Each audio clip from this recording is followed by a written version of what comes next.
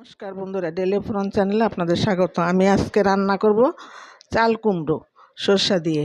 তা আপনারা তো অনেকে অনেক রকম করে খান, তা আমি কিভাবে রান্না করি সেটাই আজকে আপনাদের কাছে শেয়ার করব।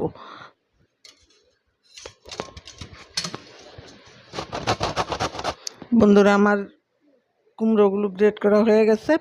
এবার চলে যাব পরবর্তী স্টেপে। এবার আমি কিছুটা নুন দিয়ে দেব, দিয়ে আমি এগুলোরে চটকিয়ে ভালো করে ধুয়ে নেব। কুমড়োগুলি নুন দিয়ে ভালো করে চটকিয়ে ধুয়ে নিয়েছি, কারণ একটু টকটক ভাব থাকে। নুন দিয়ে এরকম করে ধুয়ে নিলে সেই টকটক ভাবটা থাকে না, আর খেতেও খুব ভালো হয়। পরিমাণ মতো সরষের তেল, কিছুটা কালো জিরে। এবার আমি এটা ঢেলে দেব। এবার আমি নেড়ে দিচ্ছি, দিয়ে সামান্য একটু হলুদের গুঁড়ো দিয়ে দিচ্ছি, আর পরিমাণ মতো নুন দিয়ে দিচ্ছি। 2 চামচের মতো সর্ষে আর একটুখানি পেঁয়াজ আর 4-5টা লঙ্কা আমি রেখেছি, এটা আমি পরে বেটে দেব। কিছুক্ষণ নেড়ে চেড়ে ডিম আছে রেখে দেব। বন্ধুরা, এই যে অনেকটাই আমার হয়ে গেছে।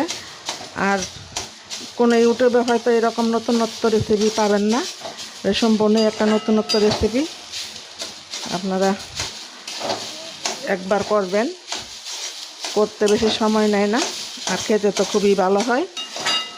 আর বন্ধুরা, আমার এই রেসিপিটা যদি আপনাদের ভালো লাগে তাহলে আমার চ্যানেলটা সাবস্ক্রাইব করে নেবেন, পাশে থাকা বেল আইকনে ক্লিক করে দেবেন এইরকম সুন্দর সুন্দর রেসিপি পাওয়ার জন্য। এটা সম্পূর্ণ দেখবেন, টেনে টেনে না দেখে, না হলে বুঝতে পারবেন না আমি কখন কোন জিনিসটা দিয়েছি।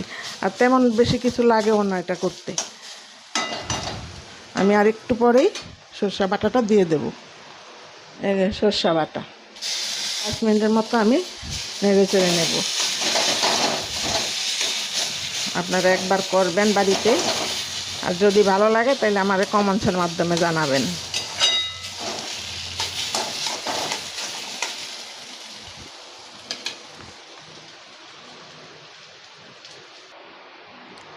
বন্ধুরা, আমি একটা কথা বলতে ভুলে গেছি, ঝালটা আপনারা কম বেশি করে নেবেন, আপনাদের স্বাদ অনুযায়ী ঝালটা নেবেন। তো বন্ধুরা, এই যে রেডি হয়ে গেল আমার সরষা দিয়ে চাল কুমড়োর ঘন্ট। তা আবারও বলবো, এই রেসিপিটা যদি আপনাদের ভালো লাগে তাহলে অবশ্যই আমার চ্যানেলটা সাবস্ক্রাইব করে নেবেন, আর পাশে থাকা বেল আইকনে ক্লিক করে দেবেন। যখনই আমি এরকম সুন্দর সুন্দর রেসিপি দেব, প্রথমেই আপনাদের নোটিফিকেশন চলে যাবে। তো ভালো থাকবেন বন্ধুরা, সুস্থ থাকবেন। দেখা হবে আবার অন্য কোনো রেসিপিতে। ধন্যবাদ।